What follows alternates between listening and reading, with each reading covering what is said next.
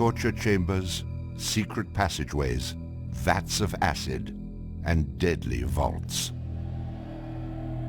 In 1895, Chicago police unearthed horrific evidence of torture and multiple murders at the sprawling castle of H. Holmes.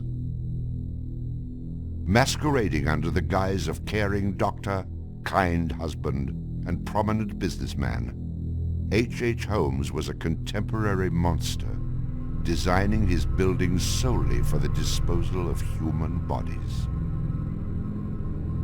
Torture Doctor, Monster of 63rd Street. H. Holmes was America's first serial killer.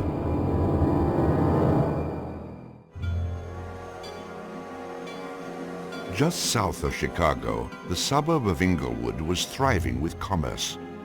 The train station itself had 9 leading lines of railway and over 100 trains stopping there every day. No other suburb of Chicago had this luxury. Dr. Henry Howard Holmes, a pleasure to meet you. Arriving in Chicago, Holmes finds work immediately at the E.S. Holton drugstore, located at the southeast corner of 63rd and Wallace in Englewood. Several months later, Everett Holton dies of supposed natural causes. Then Claire Holton, his wife, disappears after selling the drugstore to Holmes. Owning the drugstore, Holmes had a steady flow of cash. He would often purchase and resell goods and properties under his numerous aliases. In addition to scamming creditors, Holmes obtained his funds from other phony inventions, such as a mineral water elixir, which in reality was obtained from the city's water supply. 1888, Holmes secures a lease on the vacant property across the street from the drugstore, the southwest corner of 63rd and Wallace. It is here that Holmes will make his horrific dreams come true. He will construct a building for which the entire world will remember him. Fantasies start very young, and so what he did then was he took a step furtherance of his fantasies to make it reality. And probably, if we had done a little bit of an investigation back then, we would have seen things like his plans, but not just plans for a building, because we'd expect to see architectural plans, but plans for his torture rooms. For the suburb of Englewood, the building Holmes is erecting at 63rd and Wallace is a massive construction project. Day after day, passers-by stop to gaze at the spectacle of the many laborers working together to create a magnificent new edifice in their neighborhood.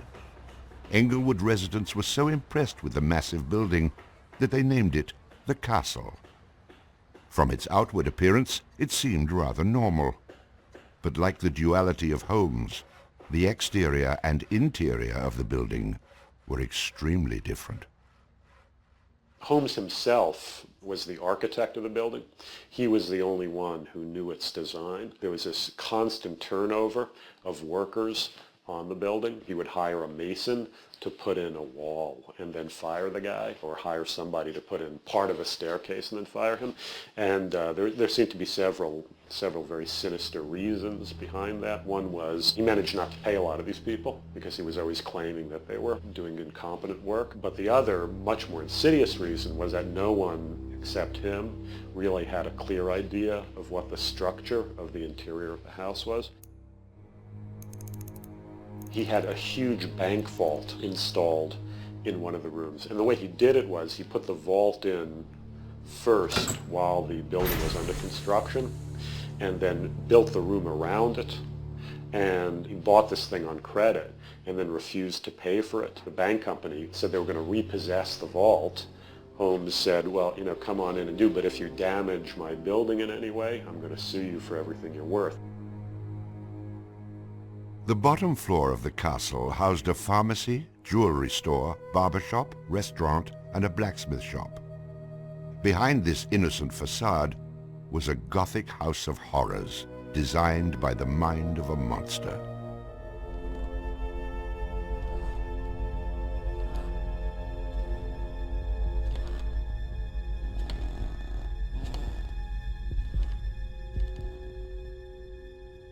The third floor seemed innocent enough, containing rented rooms, legitimate offices, and Holmes's own bedroom.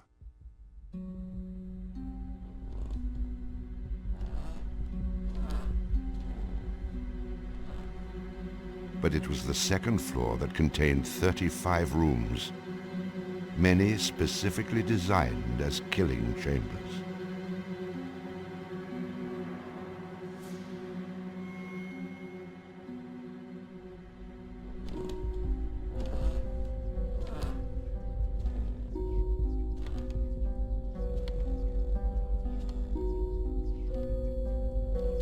Disorienting unsuspecting victims, the labyrinthian construction contained numerous staircases and doorways that led nowhere.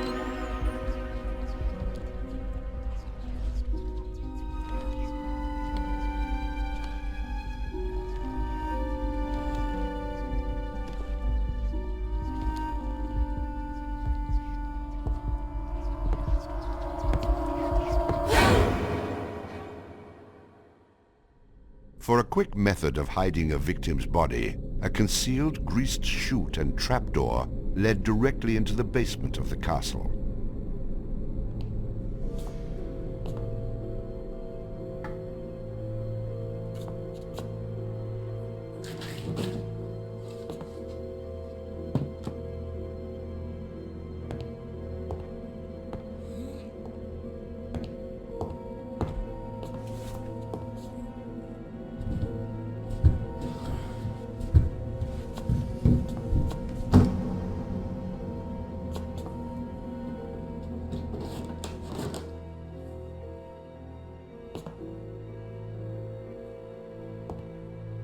The basement held the most terrifying rooms, resembling a medieval torture dungeon.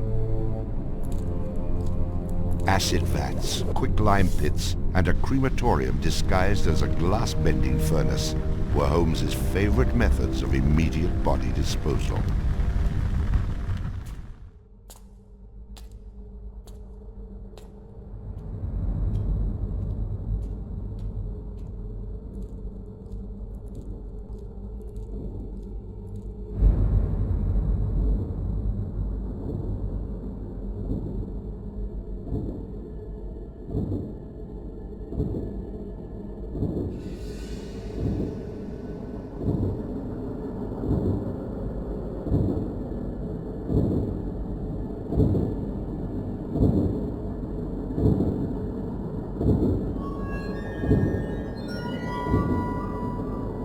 After cleaning and mounting their bones, Holmes would profit from his victims by selling their skeletons to local medical schools and universities. Holmes would make a killing in Chicago, financially and literally.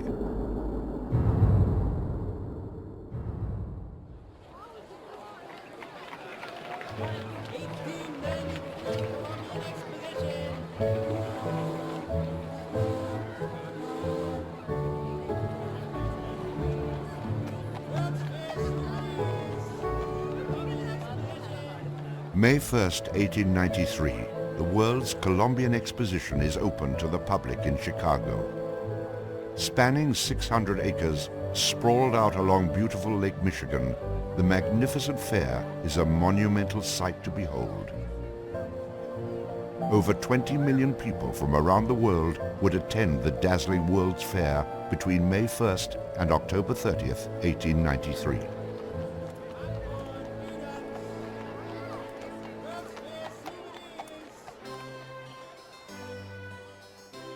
Holmes utilizes the World's Fair as the perfect opportunity to capitalize on his demented design of the castle. Located only a few miles from the World's Fair, Holmes's castle was perfect lodging for tourists. Holmes decides to rent rooms to visitors of the fair. He entirely renovates the upper floors of the castle, bringing in the most modern furnishings and luxuries, all purchased on credit, which Holmes had no intention of repaying. In addition to placing newspaper ads for rooms to rent, Holmes visited the fair with several of Benjamin Peitzel's children, preying on elderly women who flaunted their wealth, making sure he invited them back to the castle for a warm night's stay in a soft bed. They're not calling their relatives telling them where they're at. They just know that they're going to Chicago to see the Columbian Exposition.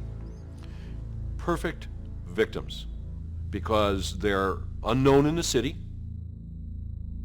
Their relatives, wherever they came from, know that they were coming to Chicago, and they never came back. Now, how do you start to find them? They don't even know where they stayed.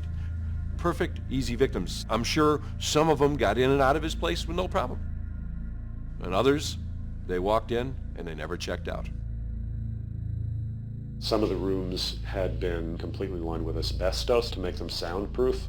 Hidden in Holmes's office was a master control panel which connected to gas lines leading into airtight sleeping chambers. Holmes would lead his victims into the rooms, lock them in, and turn on the gas, asphyxiating them while watching their demise. Let me out! Holmes, let me out, please! Holmes!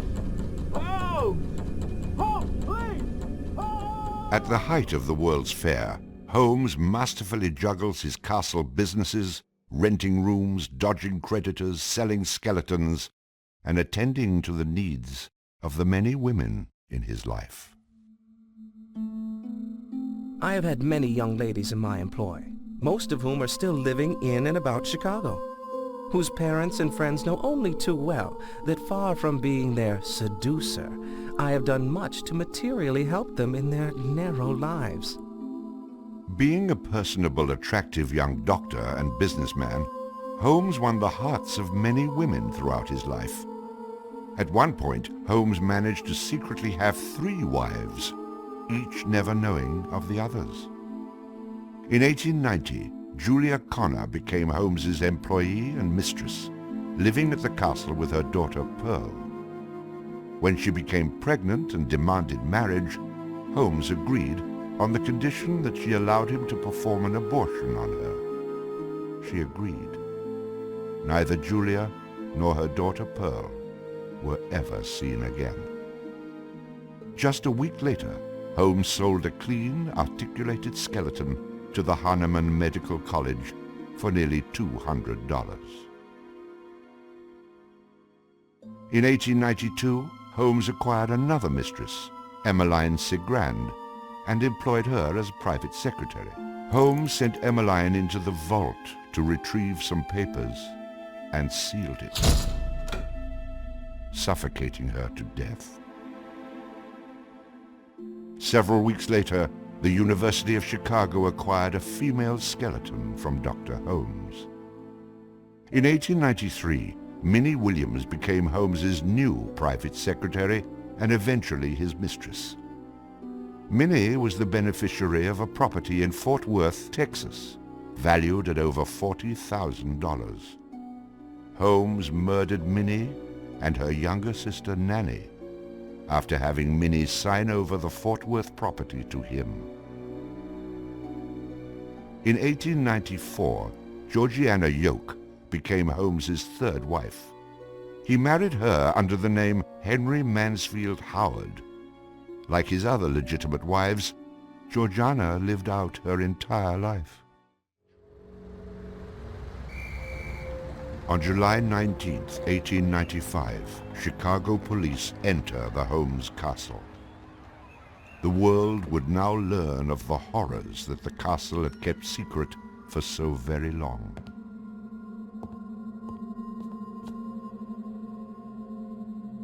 As disoriented detectives and police searched the upper floors of the castle, the true depths of Holmes's evil were waiting in the basement.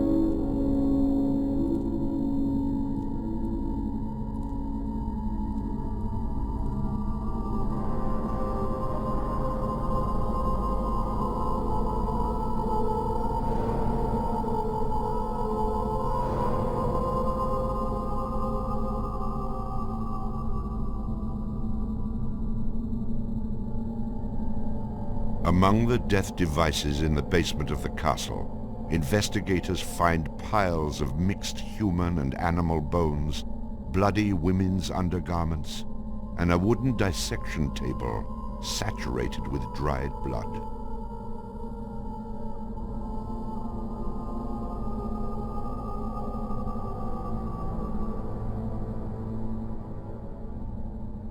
Chicago police were inundated with names of people reported missing from the World's Fair. 50 missing people were eventually traced to the Castle of Horrors. The evidence, blood and bones found in the basement posed a problem for 19th century criminal investigative techniques.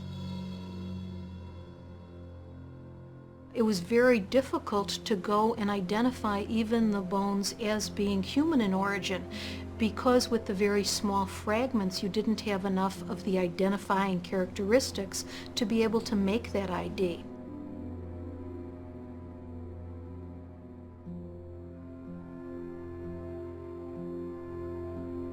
The world is now calling Holmes the monster of 63rd Street, torture doctor, and the modern Bluebeard.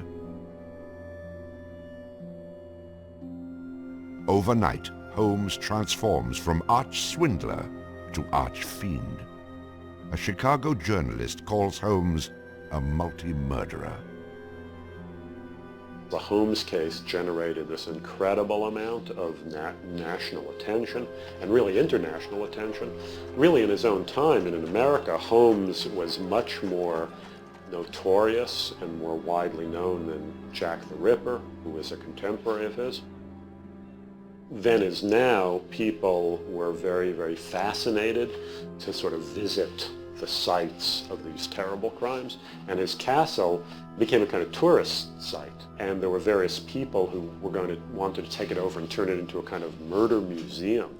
And then just before some impresario was about to make it again into this tourist attraction, it burnt down. Somebody burnt it down. I mean, it could have been, who knows, some outraged citizen who didn't want this to become some very morbid tourist attraction.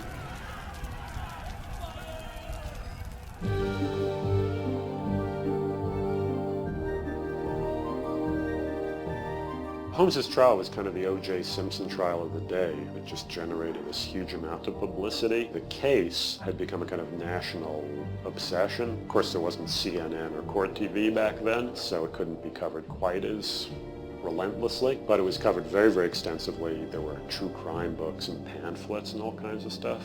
And Holmes himself had become a sort of folk figure almost, you know, the sort of national boogeyman.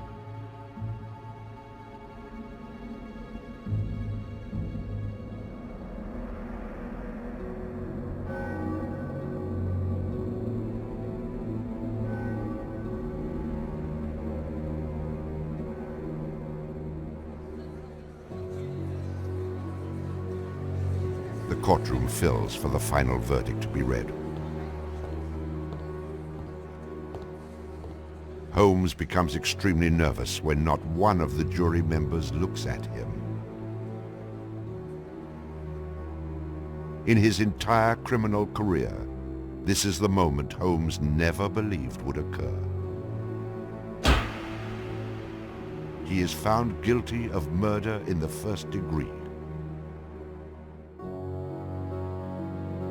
Herman Webster Mudgett, alias H.H. Holmes, would be hanged on May 7th, 1896.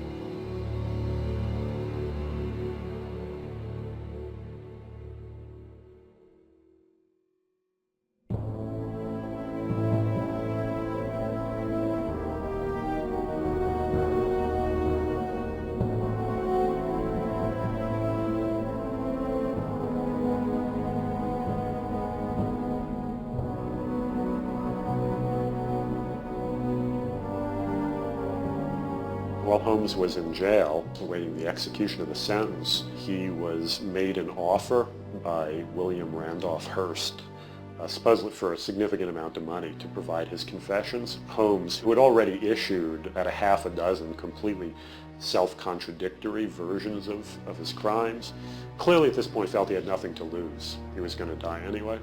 In this confession, he did a complete about-face and portrayed himself as the worst monster who ever lived. He just basically confessed to every crime anybody had ever suspected him of and threw in a few more for good measure. He's reliving the fantasies after the fact now. He's reliving the fantasies of things that he did.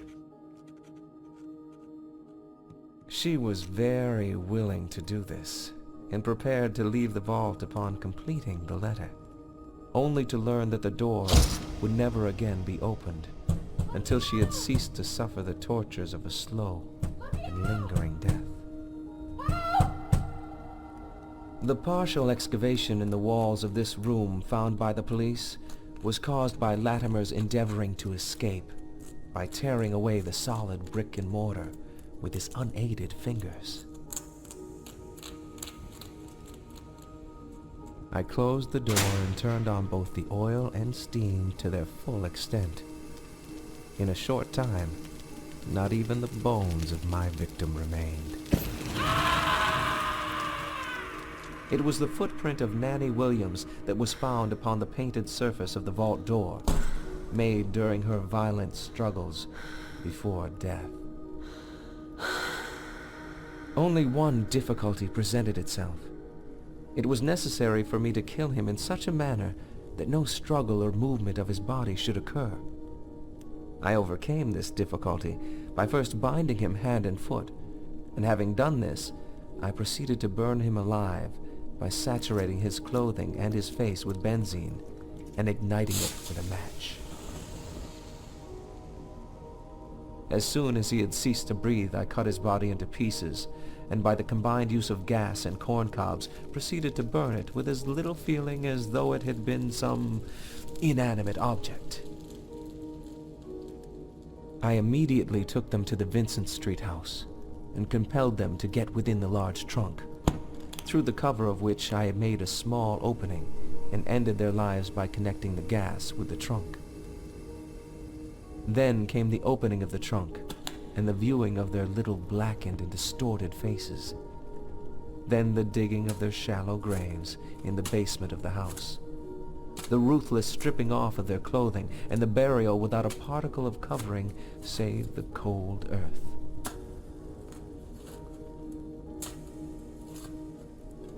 I am convinced that since my imprisonment, I have changed woefully and gruesomely from what I was formerly in feature and figure. My features are assuming a pronounced satanical cast. My head and face are gradually assuming an elongated shape. I believe fully that I am growing to resemble the devil.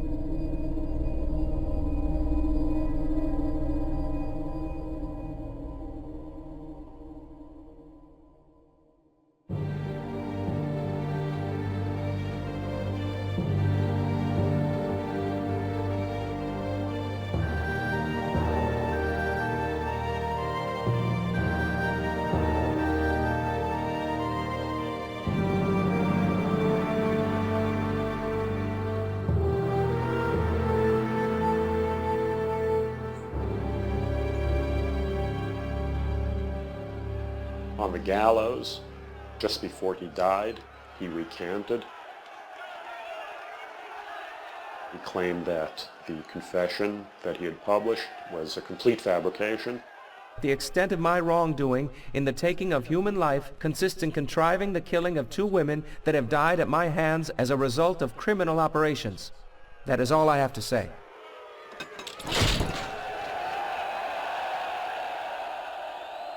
H. Holmes is hanged on Thursday, May 7th, 1896, just 9 days before his 35th birthday. At 10:25 a.m., he is pronounced dead.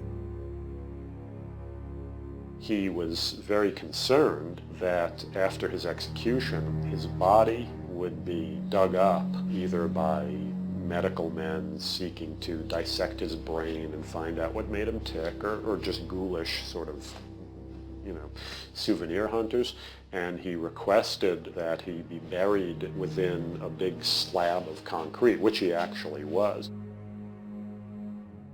One of the things about Holmes is that nobody knows for sure how many people he actually killed. Although in my researches, which were pretty, I feel, thorough and extensive, it seemed very clear to me that he murdered at least 9 people. There have been stories that he killed 50, 100, countless people, particularly in Chicago at the height of the World's Fair.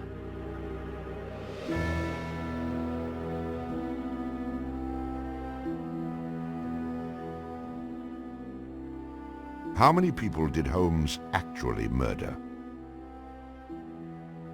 Most likely, no one will ever know. Holmes and the many other people that came in contact with him are long gone, having taken the answers with them to their graves. I was born with the devil in me. I could not help the fact that I was a murderer no more than the poet can help the inspiration to sing. I was born with the evil one standing as my sponsor beside the bed where I was ushered into the world. And he has been with me since.